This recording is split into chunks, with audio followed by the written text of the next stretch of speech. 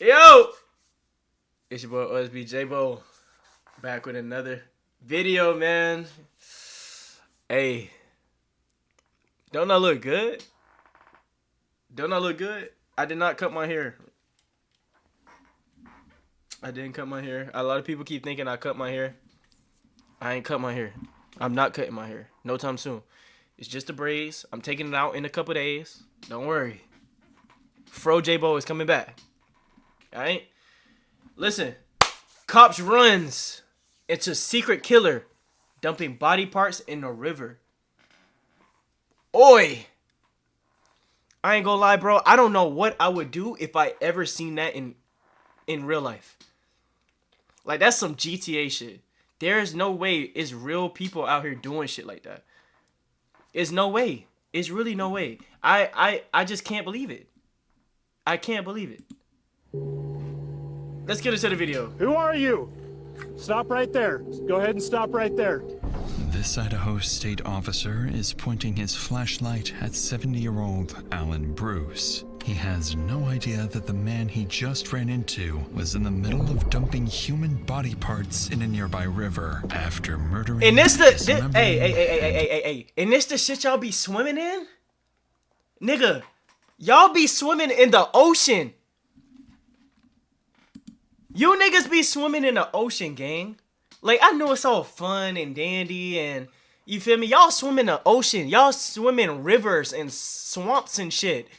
Nigga, you would not catch me in the damn ocean. You would not catch me in a river, gang. Do you not know niggas be out here throwing shit in the goddamn water? You know how many people... how many people in the goddamn ocean? How many animals that in the ocean? And y'all swimming in it. Nigga, do y'all understand? Fishes be fucking too. Animals be fucking in that water. Y'all just swimming. Y'all just swimming in the goddamn ocean. Like, hell no. Y'all swimming. Y'all do y'all. I ain't swimming in no ocean, and I'm damn sure not swimming in no river, cuz. I'm smarter than that. Come on now. Y'all gotta lock in. Y'all gotta think before y'all do shit, bro. Meticulously covering up the crime scene. Okay, so what are you doing? Damn, hold on. Let me move myself. Wait. Let me move myself. Cause this getting interesting. I ain't gonna lie. I'ma edit this out. Don't worry. Let's get to it. I just want to make sure you weren't that guys. All right, so you're just trying to keep an eye on stuff then. Yeah, excuse me for if I got you excited. All right. After Alan walks away, it would take investigators days to discover exactly what he dumped in the river, leading them through a twisted maze of misleading clues and disturbing discoveries, and what might be the worst crime these small-town officers will ever uncover. Oh, it stinks bad. You can pick your friends and you can pick your nose, but you can't pick your family. There is nobody. Nigga, what? Reduced down to nothing.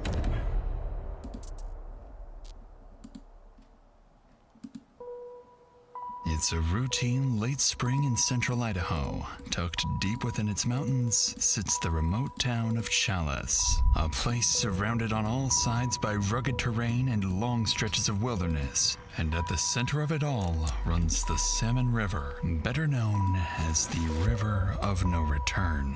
The small town of Challis is home to fewer than 1,000 residents. Idaho? Crime Niggas, rates bro, here people are remarkably low, and serious violent People stay in Idaho?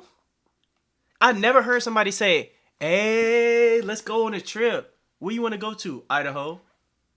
I've never heard a nigga say they want to go to Idaho. I didn't even know they had a big population like that. Hell no. Homicides are unheard of, but that's about to change. How many of y'all stay in because a Idaho? heinous crime happened somewhere in this town, and what's left of it now is in the Salmon River, waiting to be found. The investigation begins on an early Saturday afternoon, less than a year ago, when an elderly woman walks into the local police station to report someone missing. When he's upset, I'm just surprised he hasn't been back to see. That's why I'm concerned. Yeah. Do you know what he was wearing last when he left? Pair of boots, blue jeans, and I think it was a dark t-shirt and baseball cap, and he's got a little pug rider that is with him everywhere. Who is Patrick to It's you? one of my dear kids that I've taken under my wing. Okay, so not biological. No. Okay. There's a picture. Yeah, picture. Okay. Oh hell no. Does this picture? If look you took resemble him what under it your looks like wing, right now? you need to go to jail His too. beard is a little full. You need to go to jail too. His hair is in better shape than that. Cause he learned that from The somebody. man in those photos is 47-year-old Patrick Shelton. 47? His adoptive mother, Helen, goes on to explain that Patrick spends most of his time up in the mountains, cutting and selling firewood, often late at night. He's got a chainsaw, usually at least one weapon on him, and his dog Ryder is always by his side. Additionally, Patrick doesn't really have a fixed place to stay. He moves between properties, parking motorhomes and trailers on other people's land, often getting into disputes when it's time to leave. In most missing person cases, it takes days before investigators get a solid lead to work with. But in the town of Chalice, that process is about to be cut short. I remember you mentioned something about when you talked about him going to Alan Bruce's. It seemed like you said something to where they had some conflict recently. They have. Yeah. Okay. Do you know why he went there? He was supposed to go move his motorhomes, and when he got out there, Alan had moved them with the bulldozer. Okay. Not good. Probably screwed up the transmissions, and I don't know. The name Helen mentions immediately rings a bell because officers know exactly who she's talking about. 70-year-old Alan Bruce is a local resident with a rural property just out of town, working odd jobs including welding and mechanical work. But that's not what people in Chalice know him for, because Alan has a different reputation, built on constant disputes and ongoing conflicts with other locals. Just earlier in the year, he was reported for allegedly throwing gas bombs and setting a woman's property on fire. So based on Where the Helen's hell do you get a gas bomb from? Bro! No.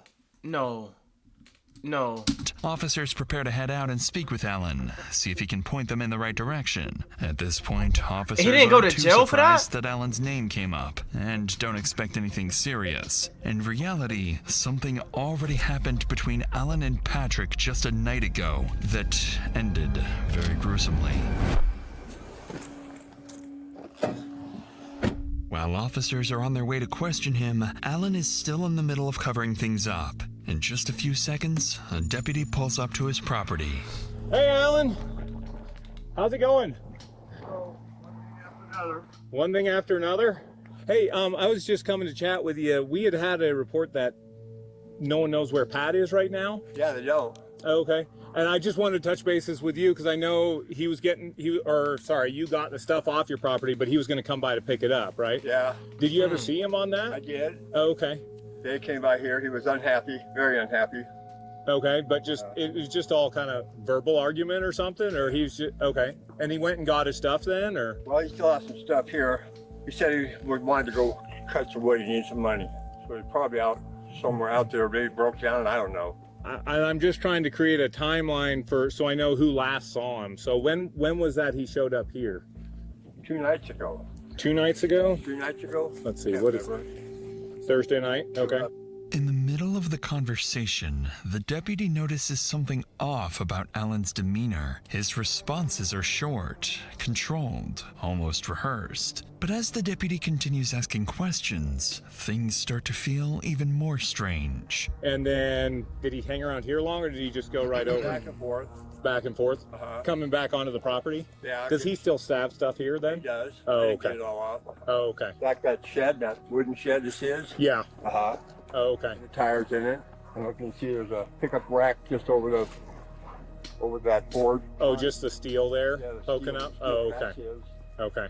So That wooden rack over there on the back of the tractor, like that. okay, Tires. just kind of bunch of crap laying around. Right. Okay. So he got some of it though? Yeah. Do you know where he was taking it to? Taking down his motorhomes. Oh, where are his motorhomes? Right here, you walk over there and you see. Okay. Oh, there? There's his Ram Charger and another one's in front. The motorhome Alan is pointing to does indeed belong to Patrick, but more importantly, it holds items that might explain what really happened to him. Alan goes on to explain that he moved Patrick's motorhomes himself because of the ongoing disputes and problems between the two, which sounds normal considering they're frequent business partners. But as the conversation continues, the deputy takes note of Alan's shifting body language and quietly requests another officer to the scene. There's a noticeable tension in the way Alan carries himself. This is because while he's speaking to the deputy, his sole focus is on the barrels sitting just a few feet away, with Patrick's dismembered body parts hidden inside. Oh, shit. Along with me. I was just on a phone call for a minute, so I didn't want to bring that out here. So did he stay here last night, or? No. Oh, okay. Okay. And he didn't tell you where he was going to get the wood? Hold on. It was Thursday night he left here, not last night. Okay. You know, does he have any favorite spots so we can just go He's got a check spot for up him? here at Bay Horse, pretty close to the top. You go up there before you get to the rest area, the potties. You see where it takes off and goes down the hill and crosses the creek. Uh-huh. Way back up in there is a favorite wood cutting spot for him. Oh, okay. Okay. Is that the only one you know about? It's the only one he took me to. Oh, okay. You may be the last person that saw him because he would have then gone up there that night potentially? Yeah. Oh, okay. Notably, Alan's demeanor shifts once again. With a second officer on scene, he becomes more composed and careful with how he answers questions. Despite this noticeable shift, Alan provides deputies with something useful, a location where Patrick might be. The place he mentions is a remote area about 20 miles out, near the so-called River of No Return. Naturally, it's somewhere deputies need Why to is it check, called that? but before heading out there, they decide to take a quick look around the motorhome Alan pointed to earlier. A small decision that will give police something useful to work with later on.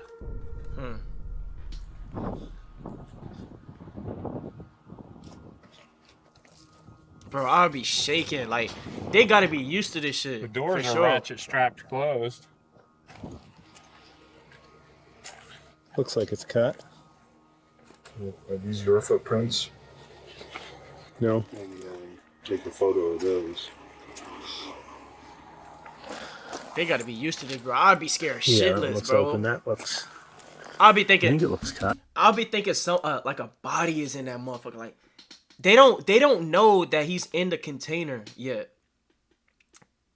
But they walking up to it, and it's like, bro, everything. Like, I'm in a police officer's shoes. All right, I'm coming up to this door looking for evidence, and I'll open that door. The first thing I'm thinking, like, damn, it might be a body in this motherfucker. I ain't gonna lie, I'll be shaking. They sound way too calm, bro. Hey, I salute, but they sound way too calm. If that is a deadbolt, but that's an additional. What's that little I'm liquid? assuming What's that liquid? Alan had to access it to put it in neutral. Technically, you could be looking at unlawful entry.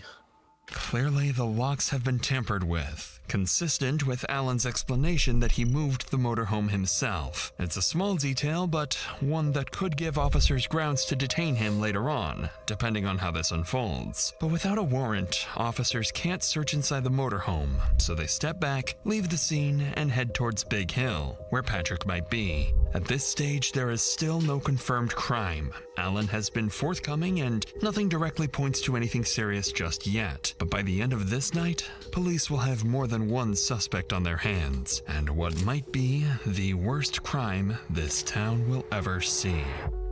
But before we get to that, it's important to note that cases like these can affect the mental health of both the officers and the innocent people involved. Hey, And don't- stressful come on, situations. cuz. Come on, come on. Only 2 hours later, Lock in, deputies lock in. arrive at Big Hill, where Patrick was known to frequent for cutting firewood. On the ground, deputies notice tire marks and begin following them, and as they continue along the trail, they spot something in the distance. A red pickup truck matching the description of Patrick's vehicle, with a damaged windshield. Yeah, I think that's normal. I believe so. What's normal about that? Hey, Pat! Pat, it's the Custer County Sheriff's Office. Can you hear us? I ain't Dogs gonna lie. The dog's in the Alive? seat? What was the dog's name? Ryder. Ryder, buddy. Ryder. The dog's in the trunk? Really? You left the dog? No, that's not moving. Oh for a my while. gosh. Oh, he's moving. Oh my gosh! Definitely W. Nah, he's sick for leaving a dog in a. Yo, look at the pug, bro. I have a soft spot for dogs, gang. Like I really do. My dog at home, I have a soft spot for. Pugs, I have a soft spot for. I love pugs, bro. I love pugs. By the way. Hi, baby. So cute, bro. I'm here. Okay. Oh my gosh, gonna he's get you some water, crying. okay? No.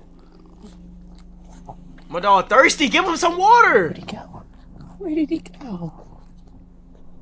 Miraculously, Patrick's dog Bro, Ryder can I have the dog, is still please? alive after 2 full days, but he's severely dehydrated. As deputies pull Ryder from my the vehicle gosh, and so give him cute. water, they notice something else. Patrick's chainsaw is missing from the truck, suggesting he might still be somewhere nearby. And while they discuss their next steps, Ryder suddenly begins reacting to something in the air.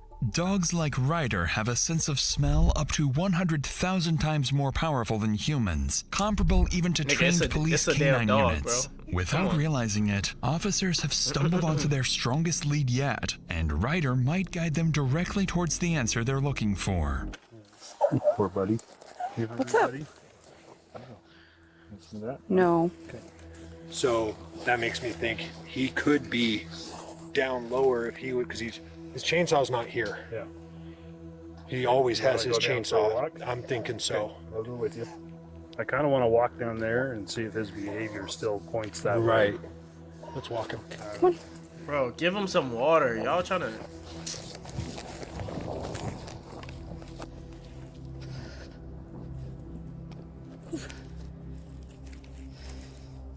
Dude, you gotta give me a break. We can't go down that. That is a completely down. There is no angle to that. I'm arguing with a dog. As luck would have it, the dog picks up a scent, but can't pinpoint a specific location. The reason for that is something officers haven't realized yet, because there is no single place where Patrick might be. He's already been dead for 2 nights, dismembered with his own chainsaw, and scattered across the very mountains That's deputies are sick, now bro. searching. Some of his remains are already floating down the river of no return, just 20 miles from where they're standing. None of this is apparent to deputies yet, so they decide to take a closer look at Patrick's pickup truck for any additional clues. What they notice inside is very sketchy. Dark red staining across the interior, heavily soaked towels on the driver's seat, items marked with blood, and a discarded mail letter with the name Alan Bruce on it. Something violent happened here, and the more deputies think about it, the more obvious what happened to Patrick becomes. So before the evening ends, they secure the scene and return to town where they talk to other acquaintances of Patrick who collectively make one thing crystal clear. Alan had an ongoing feud with Patrick. He recently moved his motorhome using heavy equipment and damaged it in the process. And he's the only person anyone can think of who might want to hurt Patrick. With that in mind, investigators formally identify Alan Bruce as the primary suspect in Patrick Shelton's disappearance. So But the is he in that reality and barrel or discoveries what? awaiting investigators in the coming hours are anything but straightforward, as they'll soon find themselves investigating more than one suspect. For the time being, though, search warrants are requested for both properties, and Idaho State Police are called in, bringing in a team of experienced detectives. However, as the multi-agency effort is underway, someone in town is simultaneously running their own homicide cover-up operation. As night falls, Alan moves quietly, continuing to dump body parts and evidence in the river, and burning anything that could tie him to what he's done. At the same time, police's search and rescue units are mobilized, preparing to comb through the surrounding terrain for any sign of Patrick. Around midnight, Deputy Mike is sent to patrol near Patrick's truck, monitoring the area in case anything changes. A few hours into his shift, something does.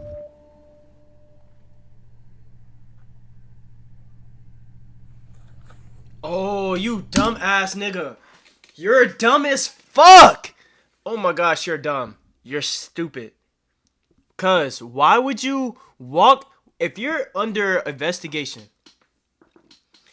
If you're under investigation, why the hell would you be out late? One, in the woods. Two, sketchy as fuck in the dark. Why would you do that? Knowing the police gonna be walking around. Bro, y'all niggas is dumb, bruh. My ass would be in the house playing a game, just waiting, like acting normal as fuck. I'd be right here playing a game. Who are you? Stop right there. Just go ahead and stop right there. Cause you're dumb. So what are you coming out here for? That guy there, Patrick Shelton, that's his stuff. I kind of looking after a little bit. Okay. Car down here, and I come down here to investigate, see if someone's ripping him off. Okay. I didn't know it was you guys. Okay, well, I turned my lights on, and you still were shining your light at me. Yeah, you had your lights on me. I couldn't see where I was going. Okay, I'm saying I turned my red and blue lights on. Yeah. And you were still spotlighting me. And then I instructed you to turn it off. I don't like lights in my eyes about as much as you don't. You know, you had yours and mine, so I guess we're even. No, it's not even. Okay, so what are you doing? You're just keeping an eye on Patrick Shelton. Okay. Got a little fever problem going on down here, and I just want to make sure you weren't that guys. You having a little what problem? Thieving. What? Thievery. Okay. Talk to Ethan Kelly about that. He'll tell you. Okay. All right. So you're just trying to keep an eye on stuff then. Yeah, make sure nobody's ripping shit off down here. Okay. So, excuse me for if I got you excited. All right. 270, 240. We can calm down. I'm code 4. Out here, in complete darkness, Alan Bruce suddenly appears. Nothing about this encounter adds up, because at this point, Alan isn't just the last person to see Patrick alive. He's been in a dispute with him, moved his motorhome after he disappeared, and now he's out here in the middle of the night claiming he's checking on Patrick's property and protecting it from theft. In reality, he came here to finish what he started, to destroy evidence he didn't have time to deal with earlier when deputies interrupted him. Worse yet, just minutes ago, he was at the River of No Return a couple miles away, disposing of what was left of Patrick. Deputy Mike doesn't know any of this yet, but this creepy encounter makes it clear that Alan knows something police don't. Unfortunately for him, this is where things begin to crumble, because coming back here tonight is the mistake that's about to collapse his entire cover-up operation. In the early hours of the following morning, investigators used the overnight developments and the encounter with Alan to accelerate the approval of search warrants. With everything they've seen so far, it's clear Alan knows something they don't, and they need to find out what that is. To do that, they put a plan in motion. First, get Alan off the property, search it, and if any hard evidence is found, bring him back and confront him with it. So while detectives get the search warrants approved, one deputy is sent to Alan's property with a simple objective: get Alan into the car and keep him away from the property to avoid destruction of any evidence. Alan, on the other hand, believes he's already taken care of all the incriminating evidence and that there's nothing left to find. When Deputy Kelly arrives at the lot, Alan has no clue how quickly his entire cover-up plot will come crashing down on him. Hey, Alan. How's it going? Hopefully your day's a little better than when I last ran into you. You said everything was, well, your truck's still broken down, I guess, so maybe that's not the case. Doing all right? You can just hop in the front there. Sure hope he turns up. We got unfinished business. Yeah, he's still got stuff on your property too to get off too, huh?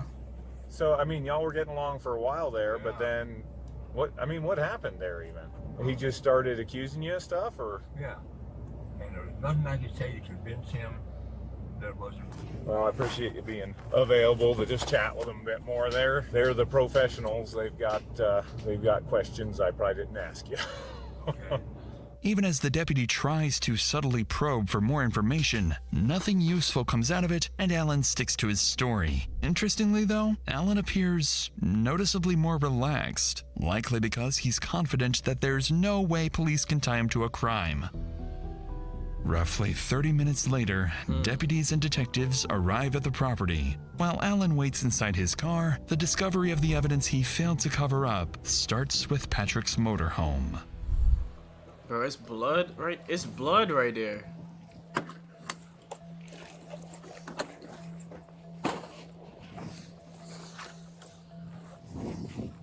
Sheriff's office. Bro, Make yourself known. There's no way he was staying in that shit.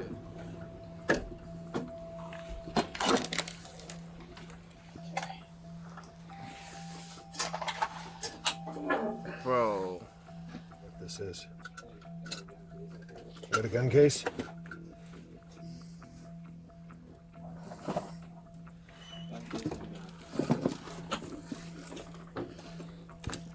Patrick's empty gun box is consistent with earlier statements that he always keeps a firearm with him. The problem is, that gun is nowhere to be found in the motorhome, and it was never found in his pickup truck the previous day. With Patrick's motorhome cleared, officers move over to Alan's property. Alan owns multiple structures and vehicles on the lot, and after clearing a few of them, deputies find no obvious signs of a crime. It seems like Alan's cover-up operation is successful so far, but that begins to change as deputies notice something unusual lingering across parts of the property.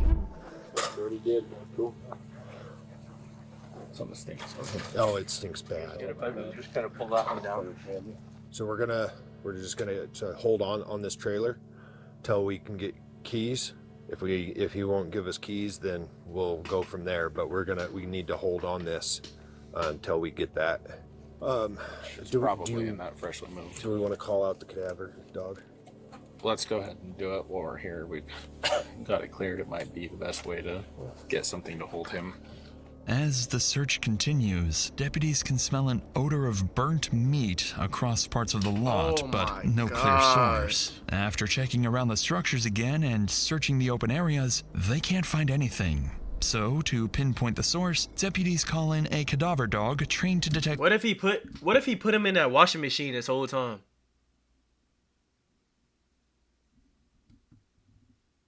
human remains, and a few minutes later, police canine Spy arrives. Nigga, that's on a scene. canine, After nigga. running the- Nigga, they got that lad dog.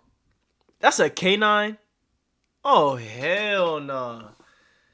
I know dogs got special tricks and shit, but what canine? What kind of dog is that? Do they send that dog out to chase niggas?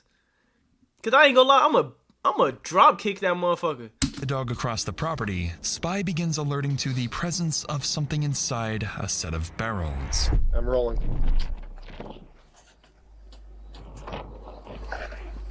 Cleaned out. Yeah. Okay, so let's start looking. Yeah. Yeah. No, we got our window. In a burned spot. Ah. Latex gloves, windows. And doggy treats. I'm gonna get a backed up picture.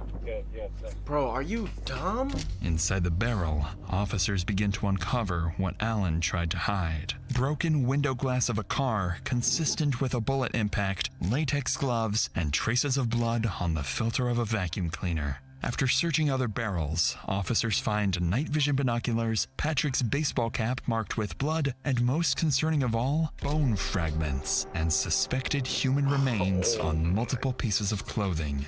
Additional items are recovered as well, including ammunition and magazines, but no firearms, suggesting the weapons may have been moved or hidden somewhere else. Among the findings, detectives note the missing firearms, the lack of any intact remains, and the speed at which the scene appears to have been cleaned, Jeez. something particularly peculiar, leading them to consider that Alan may not have acted alone.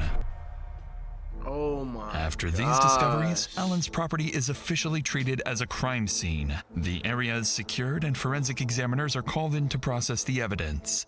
Detectives now have the hard evidence they need to confront Alan. But while they prepare to do so, an unexpected development happens when Alan's younger brother Larry suddenly shows up at the scene. Hours earlier, police received an oddly timed phone call from him, claiming that if anything happened to Patrick, it was his own fault. Not only that, Larry made additional statements about Patrick that led detectives to question whether they might be dealing with a second suspect. You know, he's been stealing shit of my brother's, and he said Pat's threatened him and waved the guy's gun at him. What the Somebody fuck? else said that he's a straight-up thief.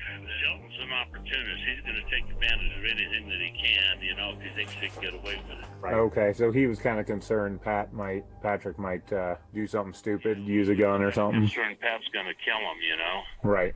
On the call, Larry made it clear that Patrick was the aggressor and the one who had been threatening Alan, leading investigators to suspect he might know more than what he shared on the phone. So naturally, their suspicions rise when he arrives at the search warrant scene unannounced. Once detectives begin speaking with him, Larry seems confident he can prove that Patrick was the problem. Howdy. How's it going? And you are? I'm Alan's brother. Okay, I'm Sergeant Tuttle with the State Police. So obviously your brother got himself in a lot of trouble.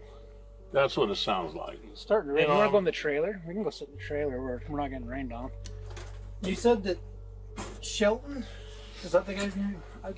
Patrick Shelton, yeah. Okay. And he was threatening your brother, right? Right. And so is that something your brother told you, or do you have other knowledge of that? That's something my brother told me. My brother said, hey, he pulled a pistol and waved it in my face and threatened me. And how long ago did your brother tell you that? About a week? that was probably about 2 weeks ago. Okay. You know, if somebody was waving a gun at me, you know, I'd probably be, you know, wanting to have something to defend myself too, you know. But, you know, my brother had been asking Shelton to move for months. Okay.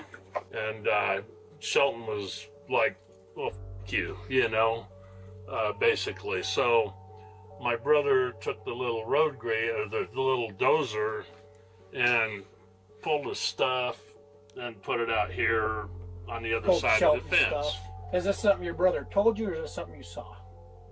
As far as moving the stuff, yeah, I came by the day that he was moving stuff on the way home. What I done know, when my brother had moved the stuff just to try to get the pressure off of my brother, I texted Shelton and I told him, hey, I moved your crap off of my brother's lot. So then he texted me back when he got to town going, I got a beef with you. I mean, Shelton's a drunk and a dope fiend. Okay, so right here, I told him you're f***ing up, not getting your junk off my brother's lot. That was off Alan's lot. That was May 3rd. Okay. He goes, I'm trying. I'm broke down, trying to get a ride. Then you said, never mind, I moved it for you. Give Alan back whatever you took it his. Yeah, he goes, who is this? Alan's brought the beef to me anyway. I don't have any of his. Well, Alan kept showing me pictures of stuff that was missing, you know, where it was and missing, and Patrick was like one of the only people in here. So, RT, I have a beef with you too. Okay. Let's put, bring your beef. We know who you are, drug addicts.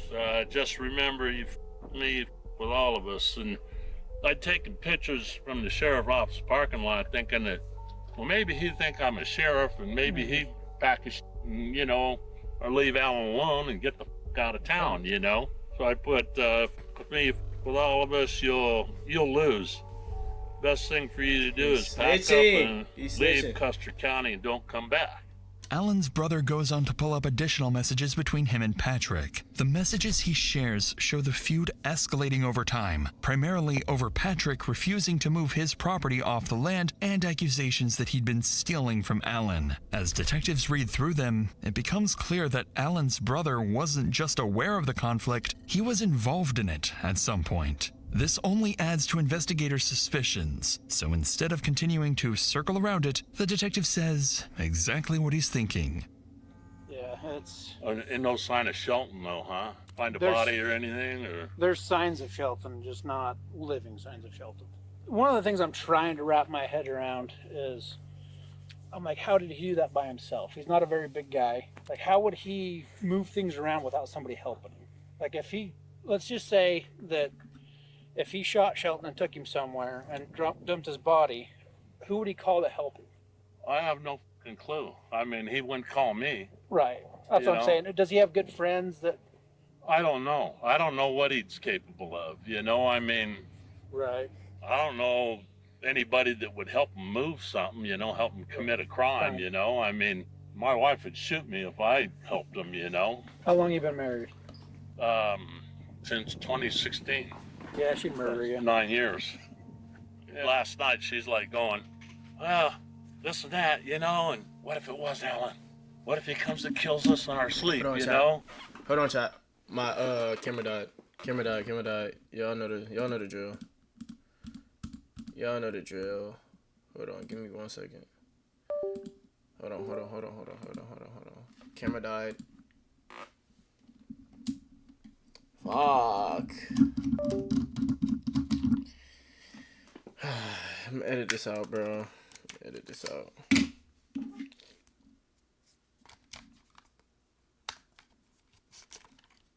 Damn, this video was mad long. Fuck.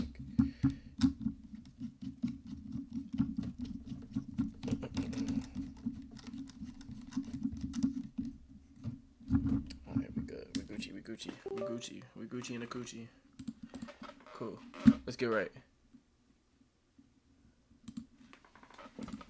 I was like, you know, because, I mean, she was watching that Criminal Minds for a long time, you know, after she retired from the DA, you know. It's like, you know, serial killers, you know. Tell her baby's Custer County. You know, don't worry about serial killers. When it's all said and done, everybody will know everything. You can pick your friends and you can pick your nose, but you can't pick your family.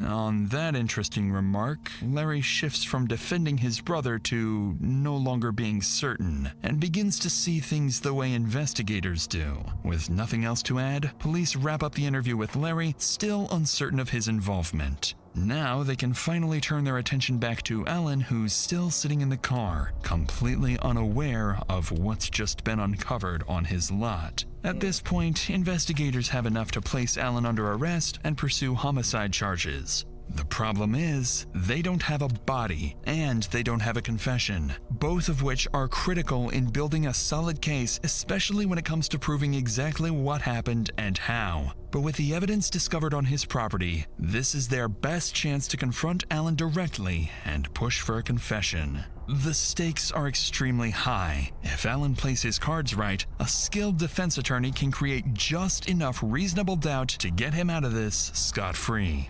We've got a cadaver dog hitting on other spots on the property that have bone fragments. And the only thing that dog is trained to hit on is dead humans. You know, there was only 2 people here that night, you and him. Right? There's nobody else that I can talk to. Can't find him. And if you didn't do it and somebody else did, can you point me in the right direction? I can't do that. I don't know anybody else is out here. No, that's like I said, I don't either. Damn, you just Even snitched on after hearing yourself, this, bruh. Alan continues his denial. But this is exactly why investigators brought him back to the property. It's a part of a strategy known as crime scene exposure. Experienced detectives use this technique to confront suspects with something directly tied to the crime, like the scene itself or key pieces of evidence. This creates psychological pressure, making it harder to maintain a lie, and often triggering unexpected reactions or slips in their story. So investigators take Alan out of the car and bring him back to the center of the lot, back to the very place where everything likely happened, to see if he will finally break. Well, we want to be able to tell the prosecutor you helped us every which way you could. I can conduct my case and go to prison for the rest of my life. What? I don't know. I can't tell you what the prosecutor. I gotta go through the jury trial now. You don't have to go through nothing right now. Yeah. So the way it works here is he doesn't feel like we should let you stay free, right? So we're still going to continue to investigate this case with your help or without your help. We're still going to dig through. Yeah. But there's still some things that like concern me, like, and I don't know if you were asking about like who drove the truck up in the mountains. Nobody drove it. I towed it up there. Oh, you towed it up there? Yeah. Okay. With which vehicle? My dog. Okay. Patrol barn and towed it up here. Oh, okay. What'd you do with the dog? left it in the truck. Yo. We've been dispatched. Not just in the truck. Yo. Yeah. Oh, the dog didn't do nothing. I didn't want to kill it. Yeah. That didn't do nothing. Yeah. So yeah. Just, I mean, we're in a Yo, that's place, fucked. right? That is Where we've been all fucked. day. Where we're going to continue to be until we can completely wrap this up and figure out what the hell actually happened. Well, before you take it, yeah, I'd like to lock on myself. Okay. Well, Yeah, we're not going to leave this unsecured. won't leave it like that, I mean, man. we'll lock it all up and bring you the Yeah. keys. Close the gate. Whatever. Yeah. I didn't call. I'm in trouble. Well, that's part of it, but you also destroyed some evidence. What did you? I don't know. I've never been in that situation. Alan, dude, come on. Did you burn a body? Come on. Yeah, I did. And you didn't tell anybody. So, like, look at it from our point of view. Nigga, You know, what did that- you just say? Did he just admit? Did he just admit it? Wait. I heard that wrong. Did I? Dude, come on. Did you burn a body? Come on. Yeah, I did. Yeah, I did. Yeah, I did. Nigga, just know at this point, what you just said is already throwing you in jail. It's already throwing you in jail. Either as an accomplice or as the person that did it. And you didn't tell anybody. So, like, look at it from our point of view.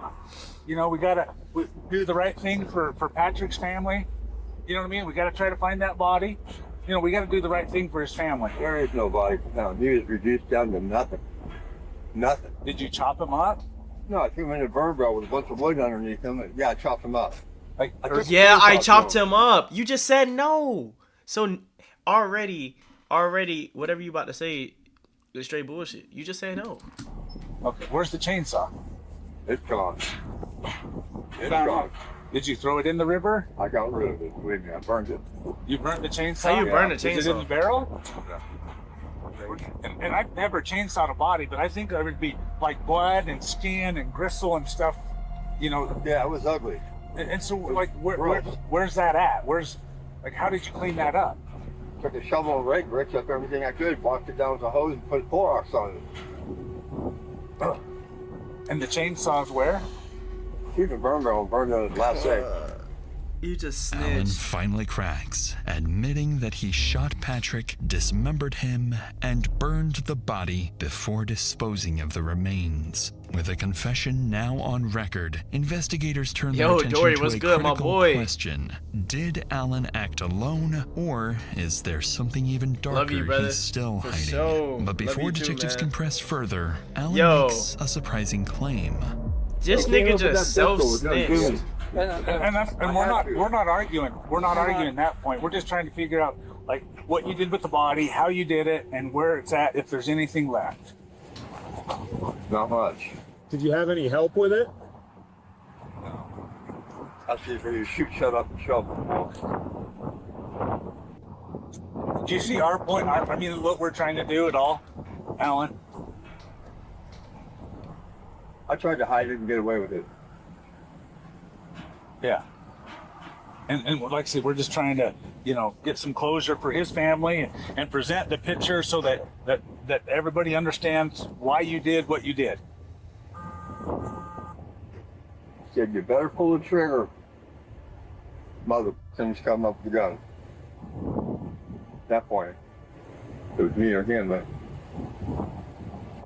Oh, he playing the self-defense card, which could be true. That could be true. That it could have been self-defense. Okay, bro could have pulled the gun out on you.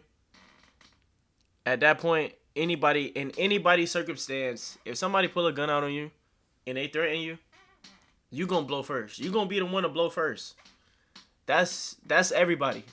You're not gonna let somebody take you down. Like, you're not doing that.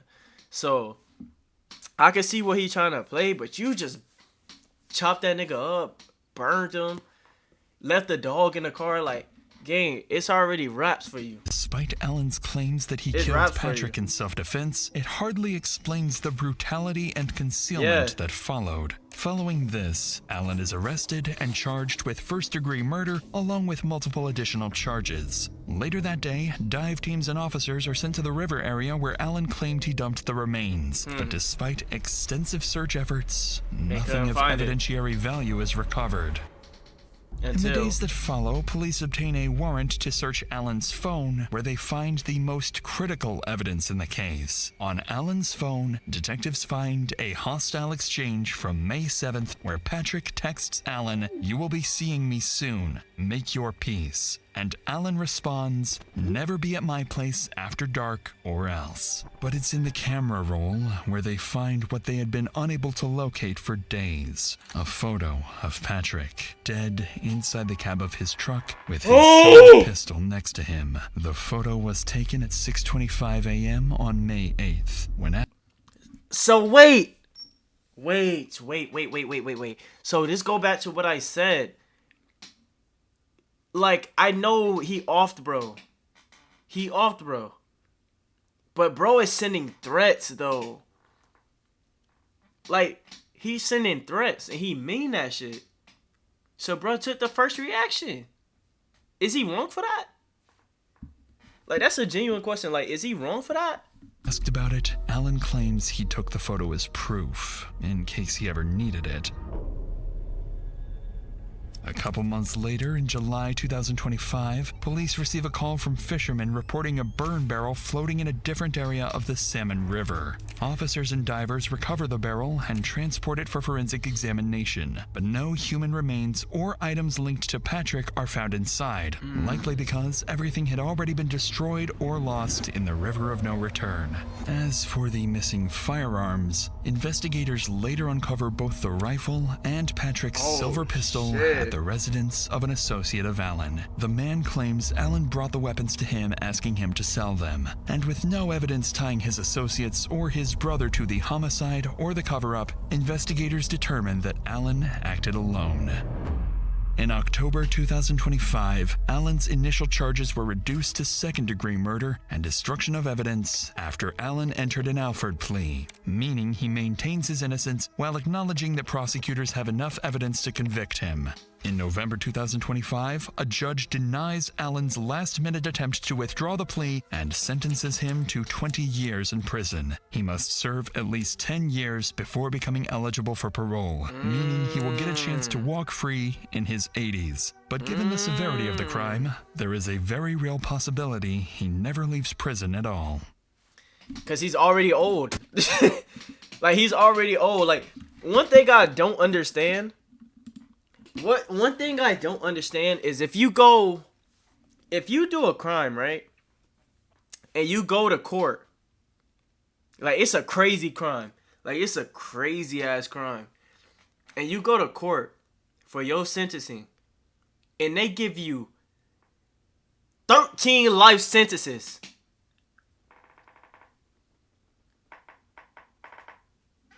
$125 years in prison.